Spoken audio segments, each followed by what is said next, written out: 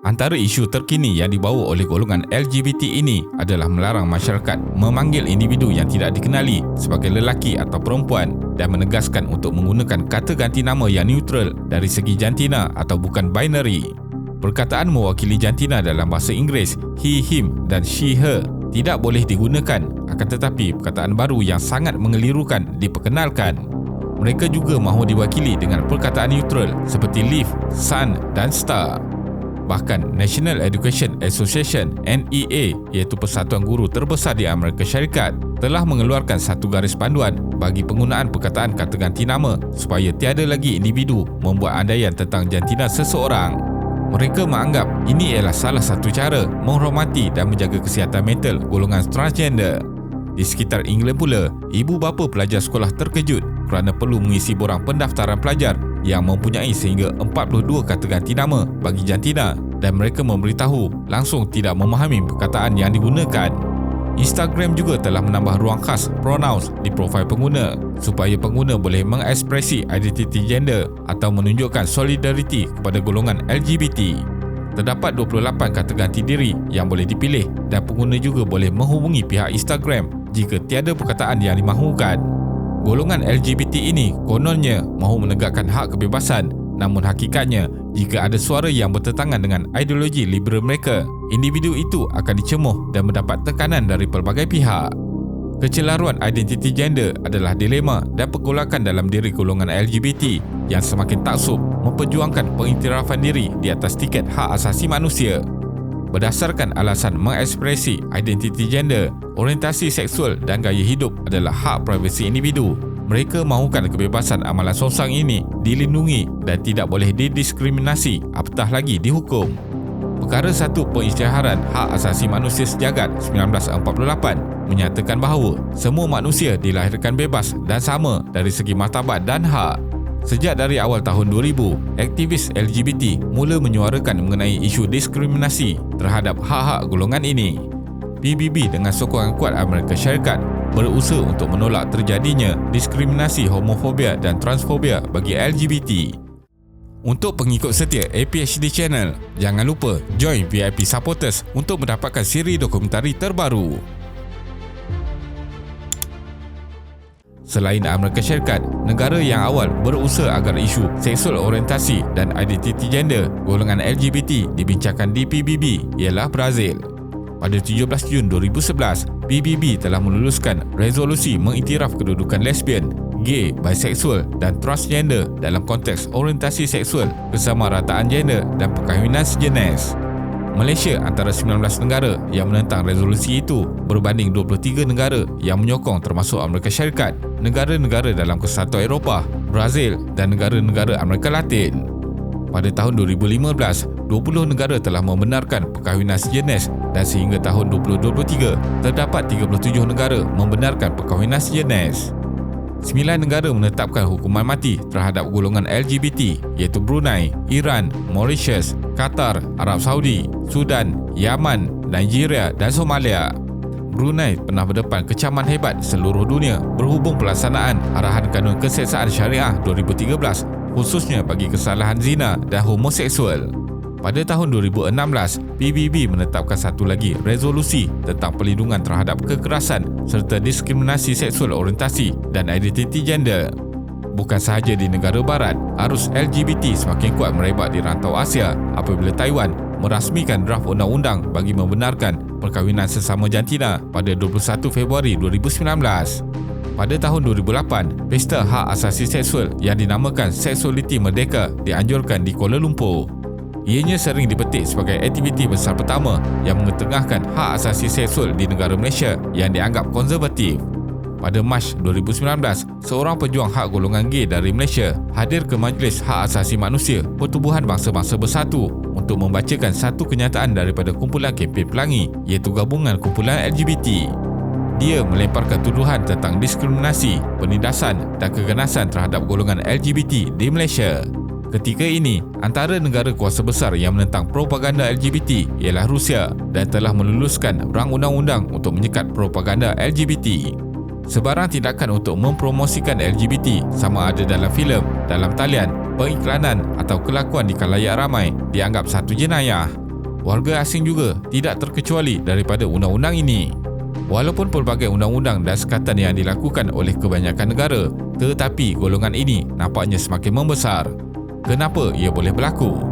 Sebenarnya, teknologi media sosial digunakan sebagai alternatif utama golongan LGBT untuk menyebar agenda perjuangan dan ideologi mereka supaya diterima oleh masyarakat. Mereka juga menggunakan naratif simpati bahawa kritikan dan diskriminasi boleh mengakibatkan mereka menghadapi tekanan mental. Kesukaran membendung pengaruh LGBT adalah impak langsung dari pengiktirafan banyak negara, manakala masyarakat dunia mula menganggap golongan ini tidak wajar disisihkan. Negara seperti Amerika Syarikat, Britain, Taiwan dan Australia mengkritik keras penafian hak golongan LGBT, malah meluluskan peruntukan perundangan pengiktirafan hak LGBT. Pentadbiran Amerika Syarikat di bawah Biden juga menyatakan mereka akan membela golongan LGBT. Belanda meluluskan undang-undang perkahwinan sama jantina yang pertama di dunia pada tahun 2001, manakala Amerika Syarikat mengambil langkah yang sama pada tahun 2015 di mana merupakan negara yang ke-17. Negara-negara seperti di Amerika Syarikat, Eropah, Australia dan Amerika Latin telah membenarkan pengambilan anak angkat oleh pasangan transgender. LGBT menjadi kelompok yang amat berpengaruh dan berkuasa seperti tidak boleh disentuh. Mereka tidak boleh dikritik, diejek atau digambarkan dengan lukisan karikatur murahan di semua jenis media. Negara-negara barat dan media-media berusaha menonjolkan bahawa cara hidup yang dianggap salah satu tabu pada masa lalu sudah menjadi norma kehidupan baru yang patut diterima dan disokong. Pihak yang mengkritik LGBT dianggap mundur dan tidak mempedulikan hak asasi manusia. Pihak barat cuba mempengaruhi negara-negara lain supaya menerima golongan LGBT. Qatar pernah dihukum dengan tajuk-tajuk berita yang mengutuk negara tersebut kerana melarang keras sebarang perlakuan bebas komuniti transgender semasa menjadi hos Piala Dunia 2022. Qatar turut ditulis sebagai negara yang menekan wanita, kejam dengan mengamalkan undang-undang hudud, tidak berpelajaran dan tidak progresif. Syarikat-syarikat gergasi juga berlumba-lumba mengadakan promosi dan jualan semasa bulan Pride Month dengan mengadakan derma amal, sumbangan wang, mengeluarkan produk dan koleksi bertemakan warna pelangi dengan slogan-slogan menyokong golongan LGBT. Menurut data tinjauan global 2023 bagi 30 negara, 3% responden adalah gay atau lesbian, 4% bisexual, 1% panseksual dan 1% aseksual. Jumlah itu menunjukkan secara purata 9% responden adalah termasuk dalam golongan transseksual. Komuniti transgender paling ramai dilihat di Sepanyol, Amerika Latin, Thailand dan negara-negara berbahasa Inggeris, sementara itu paling rendah di Jepun, Korea Selatan, Turki dan Eropah Timur. Lelaki gay adalah lebih ramai daripada perempuan lesbian, 4% berbanding 1% mengikut purata global. 47 responden turut menyatakan mempunyai saudara, rakan atau rakan sekerja dari golongan LGBT. Menurut Badan Penyiaran Britain, BBC, hasil banci LGBT 2021 mendapati daripada sekitar 59.6 juta penduduk England dan Wales, lebih 1.3 juta orang mengaku diri mereka memiliki orientasi gay, lesbian atau bisexual. Dengan bancian data-data ini, nampaknya ia mula menunjukkan bahaya dan ancaman kepada masyarakat. Statistik menunjukkan keganasan adalah lebih tinggi dalam kalangan homoseksual, iaitu 18% lebih banyak berbanding golongan heteroseksual. Individu transgender adalah kalangan populasi tertinggi yang menghidap HIV atau AIDS.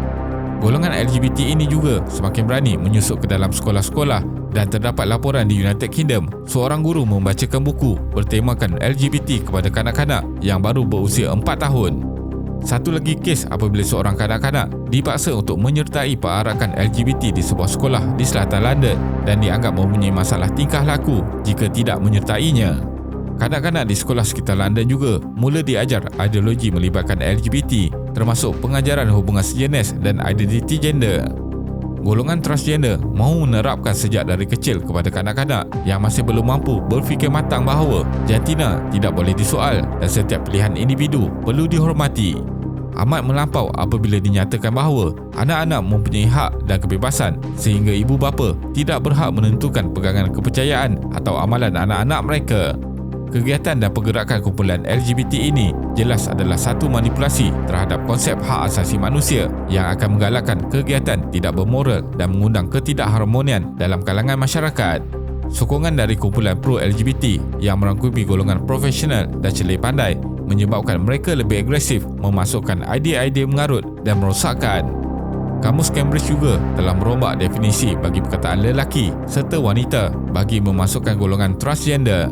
Perubahan makna baru dibuat dengan menakrifkan wanita sebagai orang dewasa yang menganggap diri mereka perempuan walaupun memiliki jantina berbeza semasa lahir. Kesimpulannya, slogan sebuah pertubuhan penyokong LGBT di Amerika Syarikat yang suatu masa dahulu menyatakan kami berada di mana-mana sahaja kini sudah menjadi nyata. Hidupan songsang transgender LGBT dianggap perubahan nilai hidup dan budaya yang kononnya paling moden dan kebebasan untuk manusia. Tetapi hakikatnya, masyarakat semakin hilang pedoman dan semakin keliru dengan perjuangan yang menghancurkan fitrah manusia. Golongan ini akan menyelinap untuk menyuntik ideologi mengarut dan mencipta sesuatu yang baru demi untuk menegakkan kebenaran palsu mereka. Terima kasih kerana menonton dan jangan lupa subscribe. Jumpa lagi.